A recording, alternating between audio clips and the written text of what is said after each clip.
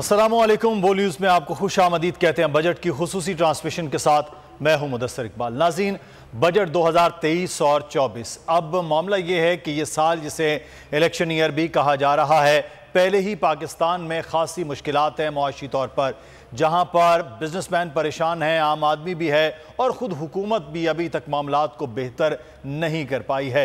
IMF के साथ मामलात क्लियर नहीं हो पाए, जिसके बाद अब नया बजट आन गिरा है और अब उसके बाद 9वां और 10वां जायज़ा इजलास की बात की जा रही कि चीज़ों को इकट्ठा किया जाएगा।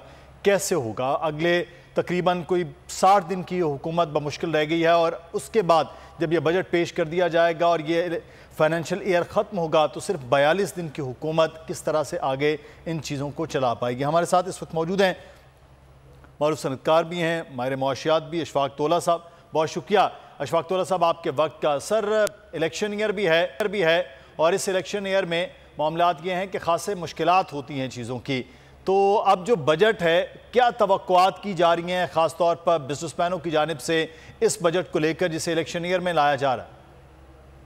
जी, बिस्मिल्लाहिर्रहमानिर्रहीम। Thank you very much. देखें, माशाल्लाह से मैं जहाँ तक समझ पा रहा हूँ इस बजट को और जो आपकी गुफ्तगू है, मेरे हिसाब से इंशाअल्लाह ये कौम मायूस नहीं होगी और मेरा ख्याल है अवाम जिस तरीके से महंगाई की चक्की में पिसी हुई है उसको खातिर खा रिलीफ दी।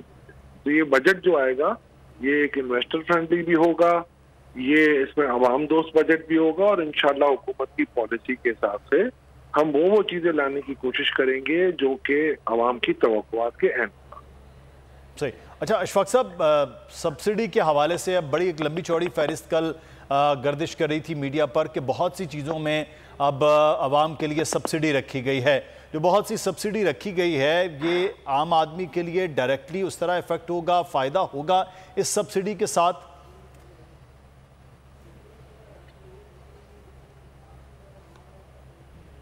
अशफाक साहब आप सुन सकते हैं? सर नहीं जी, अभी आपकी आवाज ब्रेक हो गई थी, बताएं। अच्छा, मैं अशफाक साहब आपसे ये जानना चाह रहा था, गुज़श्ता रोज़ कुछ खबरें थी कि हुकूमत जो है वो सब्सिडी मुख्तलिफ सेक्टर्स में वो दे रही है, पावर सेक्टर भी है, मुख्तलिफ चीज़ों में सब्सिडी दी जा रही है। उस सब्सिडी का डायरेक्टली जो फ़ायदा है, इफेक्ट है, वो किस तरह से आवाम को हासिल हो पाएगा? सर देखिए, मैं आपको एक बात बताऊँ, हमेशा IMF के प्रोग्राम तो सब्सिडी उनके काफी इनके अपने एतराज़ात होते हैं, मगर IMF ने आज तक भी डायरेक्ट सब्सिडी पे एतराज किया। तो आपने जैसे देखा होगा और मीडिया में भी और सुना भी होगा कि एक स्पेशल कमेटी बनाई गई थी कि जो इन चीजों को देखें कि डायरेक्ट सब्सिडी गरीब आवाम तक कैसे पहुंचाई जाए। और उसमें आपको पता है गवर्नमेंट के पास एक बहुत अच्छा प्रोग्राम है बेनजीर इनकम है, ठीक है, उसमें भी काफी इंप्रूवमेंट गुंजाइश हो सकती है। अशफाक साहब, अब IMF से निकल जाने के बाद अब किस तरह से ये दोबारा से बातचीत होगी? एक तरफ ये कहा जा रहा है कि वज़ीर आज़म ने कहा कि इस महीने IMF के साथ बातचीत हो जाएगी, फिर इस साल में तो IMF के साथ हम हैं ही नहीं, तो अगला साल जिसमें हुकूमत का टेन्योर भी बहुत मुख्तसर रह गया है, क्या अगली आने वाली हुकूमत यानी कि जो इंटरिम गवर्नमेंट होगी वो आकर बातचीत करेगी? क्या प्लान किया जा रहा है इस पर? देखिए, IMF का प्रोग्राम पाकिस्तान IMF का मेंबर है और पाकिस्तान का ये राइट है कि पाकिस्तान कभी भी IMF के प्रोग्राम के लिए अप्लाई कर सकता है। हमारे कुछ फिक्स SDRs होते हैं, इसके तहत हम अप्लाई कर सकते हैं। हमारा 9th रिव्यू जब कंप्लीट हो गया था तो वी वर एक्सपेक्टिंग कि अब इंशाल्लाह वो ट्रांच जो हमारी आनी है वो प्रोग्राम के एंड होने से पहले आ जाएगी। आपको पता होगा पिछले अप्रैल में जब ये प्रोग्राम लेना था तो मौजूदा हुकूमत ने इसको प्रेफर किया था कि पुराने प्रोग्राम को एक्सटेंशन और अब नया प्रोग्राम हमें अगर नेगोशिएट करना है जुलाई में तो इंशाल्लाह शुरू तो हो सकता है ना। ये तो नहीं है ना, पाकिस्तान तो माशाल्लाह एक सॉवरेन कंट्री है, हुकूमत आनी जानी चीज है, कोई भी नई हुकूमत आएगी, इंटरिम गवर्नमेंट होगी, वो आगे बढ़ाती रहेगी और ये प्रोग्राम नेगोशिएशन एक प्रोसेस होता है जो 2, 3, 4, 5 महीने चलता है। तो जब स्टार्ट करेंगे कुछ बेंचमार्क्स होंगे, इसके बाद आगे बढ़ के चीजें होती हैं। अच्छा, 2 अथॉरिटीज होती हैं कि जो इसमें काफी लीड रोल प्ले करती हैं। एक होती है federal government ministry of finance, दूसरी होती है स्टेट बैंक ऑफ पाकिस्तान। तो गवर्नर साहब को पता है अंडर द लॉ 5 साल के लिए मुकर्रर हो चुके हैं, तो वो तो कंटिन्यूटी ऑफ द पॉलिसी दे सकते हैं ना। तो अब देखेंगे इंशाअल्लाह ताला, आप बिल्कुल ना करें, पाकिस्तान विद IMF और विदाउट IMF इंशाअल्लाह ताला कहीं जरा बराबर भी मैं आपके नाजरीन को, आप सबको ये बताना चाहता हूँ, ये मैं नवीद सुना रहा हूँ आपको, कभी भी इंशाल्लाह डिफॉल्ट नहीं करेगा। पाकिस्तान के पास अपने बड़े वसाइल है, पाकिस्तान की इस वक्त ये आप कह सकते हैं हम कैश ट्रैप में है। हाँ, कैश ट्रैप ये निकल जाता है। ये आपसे बड़े करंट अकाउंट डेफिसिट और फिस्कल डेफिसिट 10 कंट्रीज के हैं जो IMF के प्रोग्राम में नहीं है, तो उनके पास वक्त रिजर्व बिल्डअप है। हम हमारे पास भी इंशाल्लाह हम कोशिश करेंगे, रिजर्व बिल्डअप करेंगे, और इंशाल्लाह ताला अल्लाह ने चाहा तो हम इंशाल्लाह इस मंजार से ना बहुत जल्द बाहर निकलेंगे। सही। अच्छा, इस साल की अगर हम बात की जाए तो तोला साहब, अगर हम रेमिटेंस की बात की जाए तो वो अहदाफ नहीं पूरे कर पाए, एक्सपोर्ट के हम अहदाफ उसको भी नहीं पूरा कर पाए, FBR का जो अपना हदफ था उस तक भी पहुँचने में हम कामयाब नहीं हो पाए हैं, और अब एक नए अहदाफ जो है वो रखे भी जा रहे हैं।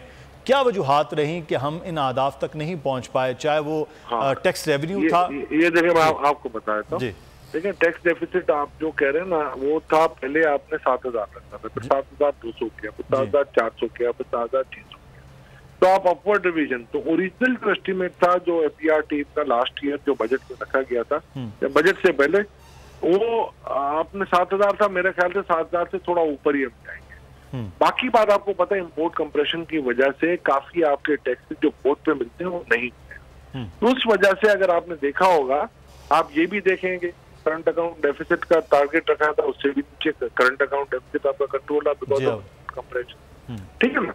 एक्सपोर्ट के आदाब की बात करते हैं, आपके 60% जो एक्सपोर्ट है वो टेक्सटाइल, और इस साल मेरा ख्याल है 61 से 62% टेक्सटाइल की होगी।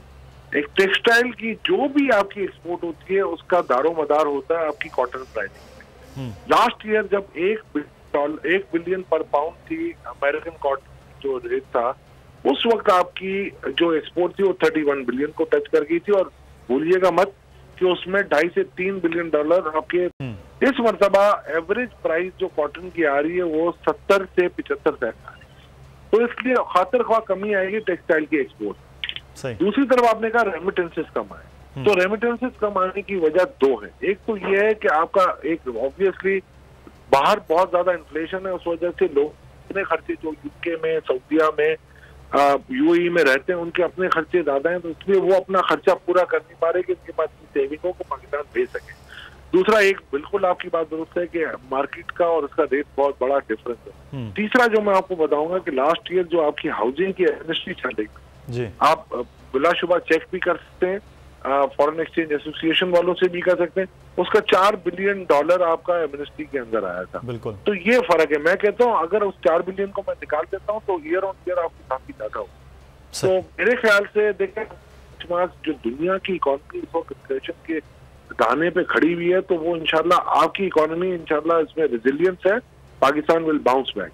पाकिस्तान कभी भी डिफॉल्ट नहीं करेगा इंशाल्लाह, ये आपका मेरा ईमान होना चाहिए, फेथ भी है और प्लान भी है। तो इंशाल्लाह ताला बिल्कुल वो हो जाए कि इंशाल्लाह पाकिस्तान बिल्कुल फुटनोट्स पे जाए। बहुत अच्छी और बहुत हौसला अफजा बात जो आप कर रहे हैं, बहुत शुक्रिया अशफाक तोला साहब। अगर आपको ये वीडियो पसंद आई है तो सब्सक्राइब कीजिए और बेल आइकॉन को प्रेस कीजिए।